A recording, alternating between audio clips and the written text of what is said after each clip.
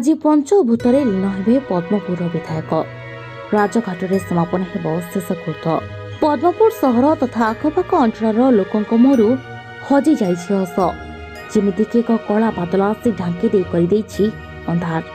कहीं नाहांती ए अंचल समस्तंकर प्रिय पद्मपुर विधायक विजय रंजन सिंह बरिहा असुस्थता कारण भुवनेश्वर स्थित एक घरोई हस्पिटाल चिकित्सित होते। तेबे रविवार मध्यरात्रि अकाल वियोग घटिला। वियोग पर पद्मपुर अणा जाइथिला। तेबे पद्मपुर सहर प्रवेश पथरे हजार हजार लोक पार्थिव शरीर को स्वागत करने शेष दर्शन करथिले। मर शरीर को पद्मपुर विजु जनता दल कार्यालय रखा जाइथिला। आज पार्थिव शरीर को एक शोभा यात्रा पद्मपुर सहर परिक्रमा कर राजघाट शेषकृत संपन्न हेब। श्री बरिहा जड़े स्पष्टवादी जनप्रतिनिधि थिबा बेले से जड़े परोपकारी मनुष्य थिले। से सदा सर्वदा लोकों पई काम करि आसुथिले। पद्मपुर अंचल तथा अंचल जनसाधारण किपरि उन्नति हो सेथिपाई से सबुबले चिंता करुथिले। फल वियोगर खबर शुणी अंचल में शोकर छाया खेली जाइछि। श्री बरिहा छात्र जीवनरू राजनीति आरंभ करथिले। से अंचल महाविद्यालय पाठ पढ़ुवा समय दुई थर छात्र संसद में छात्र नेता निर्वाचित होते।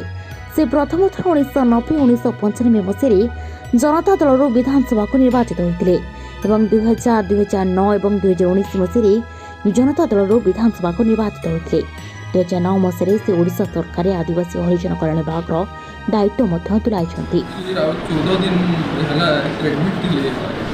स्वास्थ्य ठीक लास्ट 2 दिन किडनी रे सेप्सिस बॉडी रे इन्फेक्शन सबड़ हो गला। मुई नहीं हमर पोस्ट ओडिशा सब लोग ताको मिस करछन। आमर पार्टी विजु जनता दल बहुत बड़ लीडर उठे के आज का हारी नहीं छे। मोर पाके कि लीडर संग तोमर बापा मैं एतकी कोई नहीं छुआ बेलू आमे तीन भाई बहन अपने घरे कम रहन और बाहर बेसी रहन। तो लोग इतने जानवर कथा है कि हमको जिते कम टाइम दीछन लोग को इतनी बेसी टाइम दीछन बोले दिन लगी से खोकर नहीं ताकर जीवन समर्पित कर देले। अब हमको भी जिते हमार कथा हमको सक्रिय कर सक्षम पर्यटन तीन भाई बहन को आगामी दिन रे किसी ना किसी 3 जन आम अंचल लगे आमर परिवार लगे किसी ना किसी आम कर अनुभूति आमर अंचल बरगढ़ अंचल रे माननीय विधायक ये स्वर्गत विधायक श्री विजय रंजन सिंह बरिहा लगातार भाव में 5 थर ये माने जीतिकी विधानसभा को जाइए। अंचल उन्नति गोटे बड़ योगदान रही बरगढ़ जिलार विकास रे।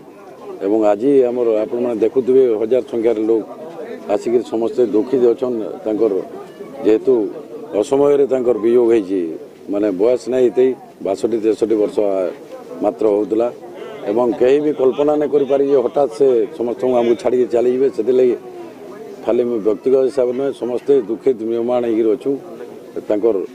स्वाधार के आमर इटा जीवार लगी समस्ते आम अपेक्षा कर आसूची।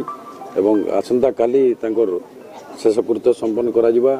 एवं आज आमर भुवनेश्वर विधानसभा रे भी आमर अनेक विधायक माने मंत्री माने श्रद्धांजलि ज्ञापन करमर ये जगार भी ये अंचलवासी बहुत लोग आसान धीरे धीरे देखबार लगे समस्ते दुखित से निजे तो मोर बड़ भाई पर सब थे। मते मोर भी जिते प्रथम विधायक होती बहुत सहयोग मोर पर आशीर्वाद रही मु सब से जेहेतु देह टिके मझी खराब होता प्राय मु 2017 माने आसिक सागे निर्देश रे मुझे काम करुँगी जेन से पठाऊले जहाँ कले पंचायत निर्वाचन भी विगत से मत निर्देश देते जेहेतु देह असुस्थ प्राय रोला।